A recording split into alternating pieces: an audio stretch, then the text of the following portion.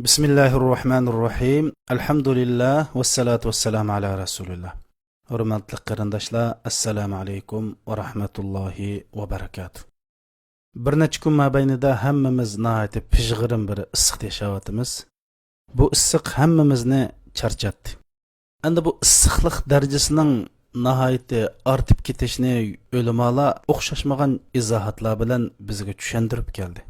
Canican Peygamberimiz Muhammed sallallahu aleyhi ve sellem bu issiqning qandaq yuqori daraja ko'tarib ketganligini bizga tushuntirib, İmam Buxoriy rahmatullohi alayhi naqlgan hadis sharifda mundaq dedi: "İştekatin naru ila rabbiha faqalat ya Rabbi akala ba'di ba'da faj'ala laha nafasayn nafasun fi'ş-şita ve nafasun fi's-sayf." فشدة ما تجدون من البرد من زمهريرها وشدة ما تجدون من الحر من سمومها.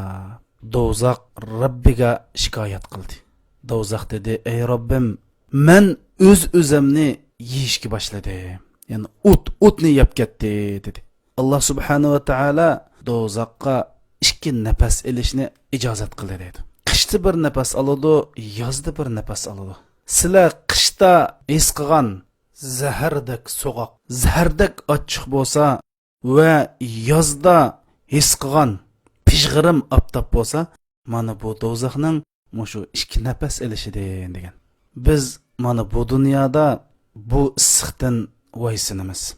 Do'zaxning qiyomat kundagi pishg'irim issiqlarni o'ylasa, odamning vujudi zilzilaga keladi.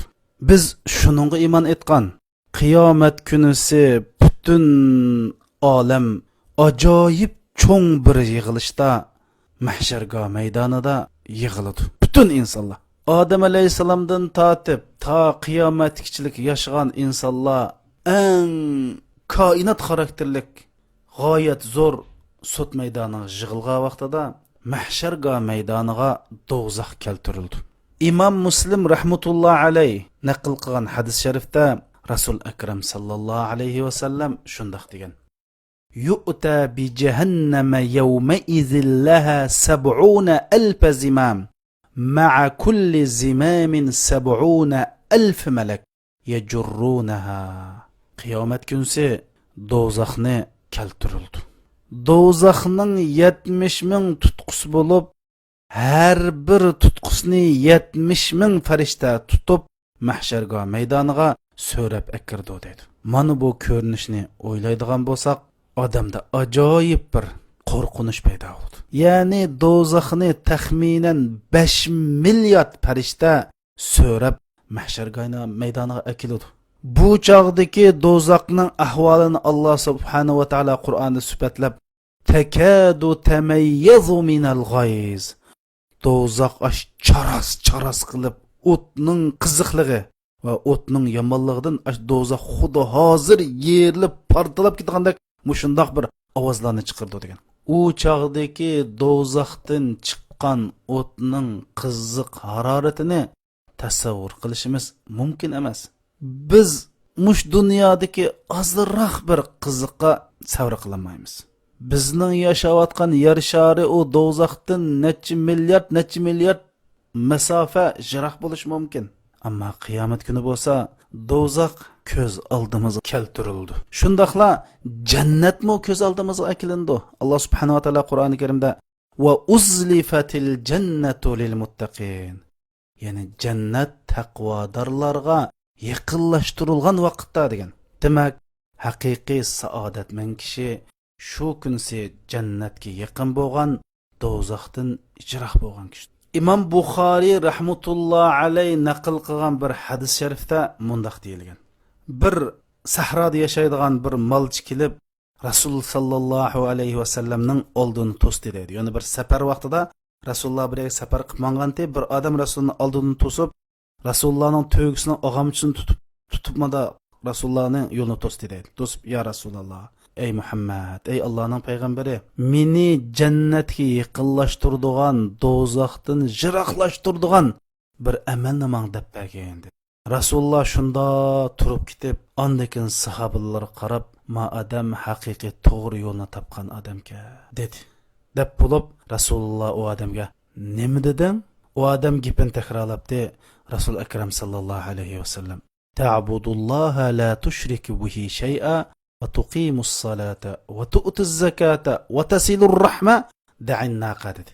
Sen do'zaxdan yiroq bo'lmoqchi bo'lsang, jannatga yaqin bo'lmoqchi bo'lsang, Allohga ibodat qil, Allohga hech bir narsani shirk qilma. Namozni astoydil, samimiy ado qil. Zakat bergin, tuqqanlarga tuqqandochilik qilgin deb bo'lib, endi to'g'ini qo'yib o'tadi. Endi Rasululloh sallallohu alayhi vasallam osh kishining suoliga qarta izohlab nima dedi? Laqad wuffiqa aw laqad hudiya dedi. Bu odam haqiqiy bir utuq qozongan yoki to'g'ri yo'lni topgan odamga deyapti. Chunki u odam ey Allohning payg'ambari meni do'zaxdan yiroq qildigan, jannatga yaqinlashgan amalni deb bergan debdi. Rasululloh mush kishining suoliga nati yaxshi baho berib ketdi. Mana mushundaq bir vaqalik Muaz ibn Jabal radhiyallohu anhu lama bo'lgan. Muaz ibn Jabal radhiyallohu anhu Rasulullohga shundaq dedi: "Ya Rasululloh, akhbirni bi'amalin yudkhiluni al-jannah wa yuba'iduni 'anil nar." Ey Allohning payg'ambari, men dabbasila meni jannatga yaqinlashtiradigan, do'zaxdan yiroqlashtiradigan bir amal dabbasila deb payg'ambar sallallohu alayhi vasallam sen nihoyatda bir ulug' muhim ishdan beni so'rading dedi. Deb bo'lib bu ish Alloh oson qilgan odamga osondir deb, ya'ni bir necha do'zaxdan yiroqlashtiradigan, jannatga yaqinlashtiradigan go'zal amallarni deb bergan.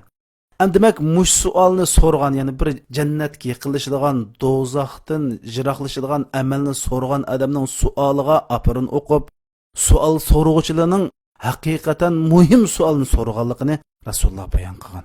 To'g'ri qarindoshlar, do'zaxdan yiroq bo'lish bo'lsa, haqiqatan bir muhim, ahamiyatlik, ulug' bir ish. Alloh oson qilgan kishiga bu ish haqiqatan oson. Unda bo'lgan ekan, men sizlarga bugungi darsimda sizlarni bir kun sabr qilib ozroq ibodat qilib qo'ysanglar, 70 yil, ya'ni 70 yillik masofa sizlarni do'zaxdan yiroq qilgan bir amalni deb bermoqchi. Sizlar shu amalni qilib do'zaxdan qanchaki yiroqlashsanglar, savob ajringlar shuncha jiqiyib jannatga qilasizlar. Ya'ni sizlar bir yilda men degan amalni bir kun qilsanglar, men hozir mushdasda bayon qilib bermoqchi bo'lgan amalni bir kun qilsanglar, 70 yillik masofa mush do'zaxdan iborat. Bu zo'r ofat musibatdan, kofirlarning makonidan yiroq bo'lsizlar. Bu haqiqatan Alloh oson qilgan ishga shunday oson ish qarindoshlar. U qasi desanglar, Alloh rizoligi uchun Allohdan ajr kutib, Alloh yo'lda bir kun ro'za tutish qarindoshlar. Imom Buxoriy rahmatulloh alayh naql qilgan hadis sharifda Rasul akram sallallohu alayhi va sallam shunday degan: "Man sama yawman fi sabilillah, ba'adallohu wajhahu 'anil nari 70 kharifa." Kimki Alloh yo'lida bir kun ro'za tutadigan, Alloh jalla jalaluhu u kishining yuzini do'zaxdan 70 kuz yiroq qiladi deydi. Ya'ni 70 kuz, ya'ni 70 yil yiroq qiladi degan bo'l qarindoshlar. Ey o'g'il qiz qarindoshlarim, bu ancha bir cho'ng ish emas. Ya'ni bir kun, ya'ni bir kun butun kun emas. Ya'ni bomdat vaqtidan tortib kun o'ltig'uchilik, yemaklikdan, ichmakdan va boshqa ro'za tutishga zid keladigan amallardan o'zimizni yig'ish degan gap. Mushunchilik ish qilsak, Alloh subhanahu va taolo bizni do'zaxdan 70 yil yiroqda qiladi. Endi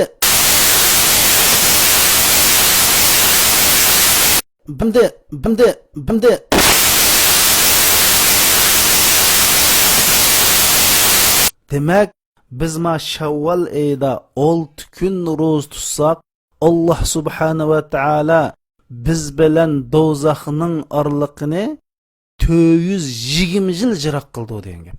Endi sizlar nima deb bu oyda 6 kun ro'za tutishimiz deb so'rashinglar mumkin. Bu vaqtda Rasul akram sallallohu alayhi va sallam mundaq degan.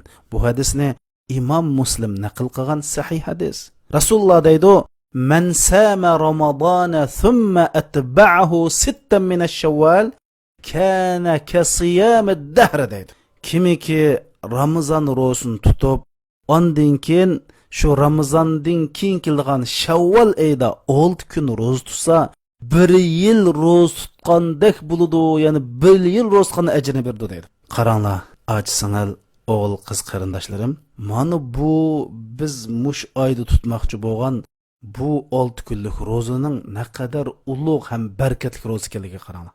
Birinchisi, bu Shavvol oyida 6 kun ro'za tutsak, 1 yil ro'za tutganning ajriga erishamiz. Ikkinchisi, bu 6 kun ro'za tutsak, Alloh subhanahu va taolo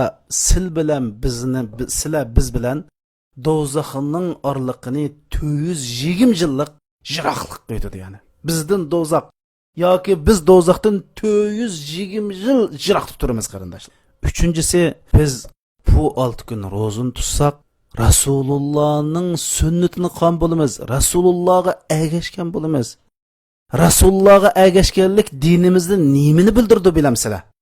Alloh subhanahu va taolo "Qul in kuntum tuhibbunalloh" Ey mu'minlar, sizlar haqiqatan Allohni suydigan bo'lsanglar, fattabi'uni yuhibbukumulloh da. Ey Muhammad, sen degan, sizlar Allohni suydigan bo'lsanglar, men ergishinglar degan. Ya'ni Rasulullohga ergashganlik Allohni suyganlikning ifodasi. Uning natijasi nima bo'lsa, yuhibbukumulloh. Ondan keyin Alloh seni suydi, gunohlarni kechiradi deb Alloh subhanahu va taolo mushundaq degan. Mana mushundaq zo'r natijalarni qo'lga keltirgan bo'lamiz. Demak, bu oydagi 6 kunlik ro'za bo'lsa, do'zaxdan yiroqlashdagi eng cho'ng fursat va jannatga yaqinlashdagi nihoyat qulay bir fursat. Alloh subhanahu va taologa bandichilik qilishdagi bir bayram qarindoshlar. Mana biz bu dunyoda mushundaq barakatlik ulug' kunlarga, ulug' ibodatlarga naqadar ehtiyojliqmiz. Shu darhol fursatni qo'ldan bermaylik qarindoshlar. Ma fursat qo'ldan ketib qolmasin. Biz o'zimiz bu oydagi 6 kun ro'zani tutaylik. Oilamizni, baljoqlarimizni bu ibodatni qo'ldan bermaslikka targ'ib qilaylik. Tunish bilishlarimiz, qiz o'g'il qarindoshlarimizni xabar qilaylik. Bilgan bilmaganlarga, tunugan tunimag'anlarga yetkazaylik. Bu sunnatni qilib olsin qarindoshlar. Oxirsi Alloh subhanahu va taolo islomni va musulmonlarni aziz qilsin, ikki dunyoda baxt, saodat man qilsin. Assalomu alaykum va rahmatullohi va barakatuh.